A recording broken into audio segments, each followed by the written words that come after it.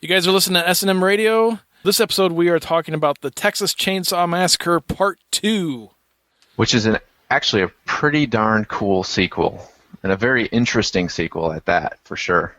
This is a very interesting movie. It really is. I mean, there's so many. It's a very, I don't know, I guess bizarre would be a good way to explain it or describe it. If you saw the first Texas Chainsaw Massacre that came out in 1974, that was directed by Tobe Hooper, and that movie was really dark and gritty and the start of a genre, really. You know, that's kind of what kickstarted the whole slasher genre. And then jump forward 12 years into the future into 1986, and then the same guy directs the sequel, and it's a completely opposite take of, you know, this one is kind of campy, really trying to throw in a lot of comedy into it, and very flashy and bright, and the characters are kind of, even though some of the same characters are in this one as were in the first one, there's a little bit of a different take on them. At least that's kind of the feeling that I got. You know, you had the grandpa character still, but this one, in this movie, he's kind of like spry compared to the first one, and Leatherface was not quite the same. So it was just a. If you're a huge fan of the first one, and then if you were to go into this one, you would kind of be like, well, what the hell was that? Yeah, the original Texas Chainsaw Massacre, too, one thing that I never fully understood and got, like everybody always says that there's all this, including Tobe Hooper, that there's all this black humor in it, and you're supposed to kind of catch on to these like dark jokes and what have you. And that movie, to me, there's nothing really funny about it. But then when you start to like watch it and you go back and you're like, oh yeah, okay. I get what he is trying to put humor in it. So like an example would be like in the original movie, the whole movie, it starts out about Sally, you know, and the whole point of the movie is she wants to go to her grandpa's old house, you know, and it's all about grandpa and like going to visit her grandpa, seeing his grave, and then going to his house and all that. And then at the end, she actually meets the grandpa. So there's like this kind of humor that, well, you know, you've been wanting to meet the grandpa all this time, and here he is. And then they've got all these weird sort of kind of weird dark humor things where, you know, they're driving by a slaughterhouse and, you know, they're talking about how people shouldn't eat meat and blah blah blah, and it's, you know, it's cruel how they treat these animals and all this. And then you get to the end of the movie, and it's like sort of the anti-family kind of message or whatever, where the whole family is saying the same thing. You know, it's not about killing. Killing's not why we do it. We're doing it because, you know, for meat or whatever. And that's how the Chainsaw family view their victims. And it's kind of a weird sort of sense of humor, but I kind of get where they were going. Well, the second movie kind of amps that up to the 10th degree. This movie starts off with, you get to see Leatherface within the first, I think it was like 2 minutes of the movie, and then he kind of disappears, and then you don't see him again for another half hour, 35 minutes into the movie. But this movie starts off right away with, there's a scene where these two like preppy guys are in this car, and they're driving out in the middle of nowhere, and they're messing around with this truck, and then this truck somehow like loops around or whatever and gets ahead of them, and then all of a sudden you realize that Leatherface is in the back of this truck with this big old chainsaw sawing at the car. The one thing that I did notice with this movie compared to a lot of other movies is when there was gore in the movie, it was very prevalent. But wasn't gore in the movie, there was like nothing, if that makes sense.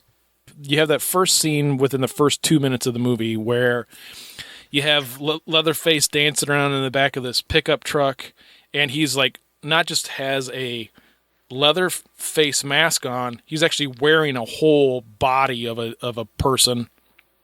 Yeah. And then he takes his chainsaw and he's cutting into this car, and he hits the one guy in the head with his chainsaw, and it like slices his head like in half. And then it's like one of those slide scenes where the cut off part of the skull slides down off his head, and then there's like all this blood that spurts up. Yeah, it's a very, very 80s gore at that time. This is Tom Savini for this movie. He's bringing back all, like and I think they kind of do it a little bit tongue in cheek too, because even that gore scene, like when they show from the back, like the victim, and he's got his hands up and like there's blood shooting out of where his head was. It's kind of campy looking, and I think that was kind of part of the feel of this film. They were going for more of a campy vibe. Wasn't necessarily going to be straight up horror. And that one thing too I read about this film was that actually Tobe Hooper, he knew that he wasn't going to be able to recapture the original, like the terror and the horror of the original. That was just kind of like lightning in a bottle kind of thing. So he kind of upped the ante with the campiness, and it was actually going to be more of a humorous film, and that was sort of his goal. So but what happened was this is one of those movies where the studio got involved and they started to see what he was doing, and they're like, no, we don't want that. We don't want a campy, cheesy horror film. We want a horror film. So like they kind of had him edit it a certain way. So it's a very strange. It kind of feels sort of kind of off balance a lot, because they tried, basically the studio got involved and like said, take out some of this cheesy stuff and let's make this a real straight up horror movie. But it doesn't fully work as a straight up horror movie because there's so much weirdness in it. You had that scene at the beginning, and then you have this whole thing with the Dennis Hopper character, who's the uncle of Sally and Franklin from the first movie, who's still like trying to figure out what happened with them. Because one of the things that they kind of say right away in the beginning of this movie is this is like 13 years after the first one, and the crimes of that first massacre have gone unsolved. You have this kill at the beginning of the movie, which they only show one of the two passengers of the car getting killed, and then you're kind of led to believe that the other guy was killed as well, because there's some of his body parts are found in the wreckage later on. But then there is not another attack of any sort at all until 40 minutes into the movie. One thing that I noticed with this movie when I was rewatching it the other day was there are actually only 2 on-screen confirmed kills. Which is kind of funny considering it's called Massacre. Right. So there's and technically there's not even really 2 on-screen ones. There's the very first screen where the guy gets his head chopped off in half, and then LG gets beaten with a hammer, and you're like, oh, he got killed. But then you find out later on that he's still alive, but then he dies of the injuries later. But yeah. Other than those 2, there's actually no other deaths that occur on screen. Isn't that strange? I know. There is actually an infamous deleted scene that I've never seen it personally, but I've read about it, and I think they put it back on. They have like a special edition version of this movie on DVD, and I haven't seen that yet. But there's like a deleted scene supposedly where the Leatherface, the Chainsaw family, go to some like parking garage or something, and they kill football players because there's like some Texas college football thing going on, and so they go through and there's supposedly some like huge scene where they just go around and like just kill everybody. But they said it was so goofy and like comedic the way it was filmed that the studios didn't want that, and that was again kind of along the lines of with Tobe Hooper wanting to go the black comedy route with the movie. But that footage has been around for a little while. I just haven't gotten a chance to see it. And another thing of note too, we should say, is that the Nubbins character, which is that corpse that like Leatherface, or no, the Chop Top, which is the guy with the metal plate in his head, that corpse that he's like throwing around all the time, and that Leatherface uses at the beginning and during that first kill that you mentioned, where he's like kind of hiding behind it. That corpse, which they call Nubbins in the movie, is actually supposed to be the corpse of the hitchhiker in the original movie. Oh yeah, because you would totally get that from watching the movie. Yeah. Yeah. No, we wouldn't get it at all. One of the scenes early on in the movie is the uncle. He's at this Texas chili cook-off, Oh yeah. and they win first prize, and then they say, it's like whatever, second year in a row or whatever it is. And then he talks about all the secrets in the meat, and they Right. never come right out and say that the chili is full of human flesh, but they kind of are insinuating that throughout the movie, or throughout that one scene anyway. Right. And then he's got and then the one, like somebody bites into like a tooth, and he's like, oh, it's just peppercorn. Right. Yep. Exactly. It's kind of like, ah. Yeah, you definitely don't want to be eating chili while you're watching this movie. Yeah, it's definitely a fun movie. I really want the character that I think kind of steals the show, at least in the beginning, and then he kind of turns into like the Jar Jar Binks of the movie, but is the Chop Top character. Like that probably my favorite scene in this entire movie is when Stretch, which is played by Carolyn Williams, the radio DJ girl, she's alone in the studio, and then somebody had like snuck in, and she goes and meets this really messed up, whacked out guy, and he's like scratching his head with a hanger, and you don't know why he's doing it, and then you find out later that he's like kind of scratching an itch where he's got like a big exposed metal plate because he was in Nam, and then like right where the metal plate, like there's skin peeling around the edges of it, so he's like kind of always scratching that, and then he like eats the dried skin off the hanger. Gross. And then that scene where she meets him, and it's just really creepy. And then probably the best scare is when Leatherface just flies out of that room, that record vault or whatever. Yep. Yeah, the only actual true scare in the movie. Yeah. Yeah, that was pretty good. What'd you think of the Leatherface design, the Savini take on the makeup and the mask and all that stuff? The one thing with this mask that I noticed right away was you could tell that it was really fake. You could just tell by looking at it that it was, oh yeah, that's completely latex. That's not skin at all. Sure. Which is weird because there's a scene, again, when there's gore in this movie, it's like gory, but when there wasn't a lot going on. But one of the scenes later on in the movie is, which here's the thing with this movie too, that again goes on with the weirdness of this movie that isn't really ever explained. This character in the movie, Stretch, who's this radio DJ in Texas, and she meets this Dennis Hopper character who's this former Texas Ranger. The very first scene of the movie is this car that's riding alongside this pickup truck, and Leatherface is in the back of the pickup truck, cuts this guy's head off. Well, when this happens, the guys, these preppy guys that are driving this car, are actually talking to Stretch on the radio. And, well, it's not on the radio, but they're talking to Stretch, and she records this whole conversation, so you have this whole encounter that's recorded. And then one of the things that Dennis Hopper's character talks her into doing is replaying this tape over and over and over again on the air. And then that leads to the Sawyer family, Leatherface and Chop Top and those guys, to come to the radio station, which we were just talking about. And then she leaves the radio station and she's running off. And she falls into this like pit and ends up in this like underground lair that these guys are at. And there's no explanation as to all why these guys are like hiding out underground. Yeah, it's like it's an abandoned like carnival or abandoned amusement park that they're hiding underneath. But somehow has meat processing facilities in it and all this other weird stuff. I mean, it's just weird.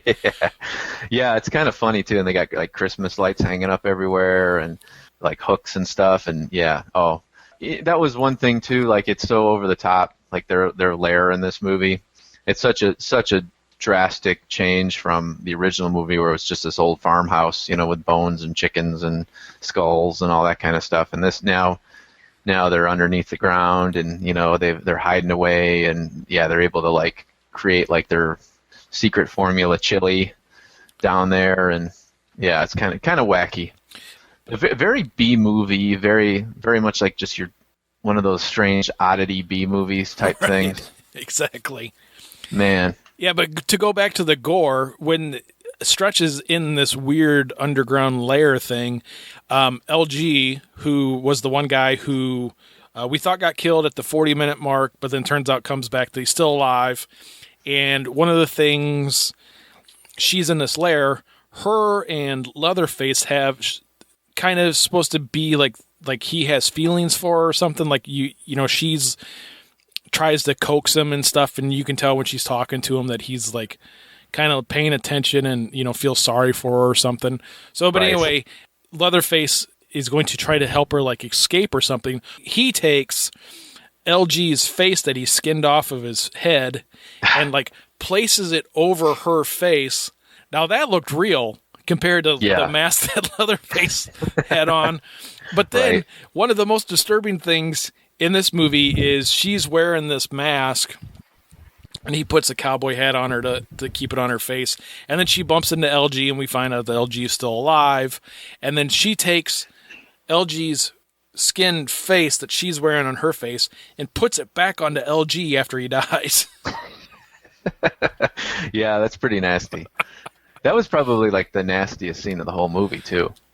Because I can't think, there wasn't really much. That was like the goriest scene when Leatherface skins LG, and then when he puts a face on her, and then he wakes up without a face, and then like and then he's always spitting, and then so he has to spit without lips. Yeah, kind of.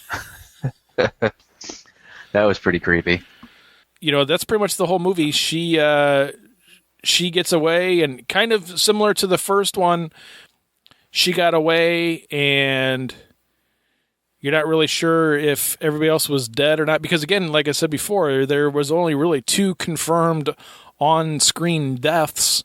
So there is one scene where Lefty has like a grenade attached to himself, and he pulls the pin on it, and you're led to believe that him and whatever the Sawyer uncle's name was, and they call him the cook. Yeah, and then Leatherface, you're led to believe that those 3 are blown up by this grenade, and then Chop Top is like hit with a chainsaw at the end and like falls down these stairs into this well thing, and then you don't know if he's dead or not.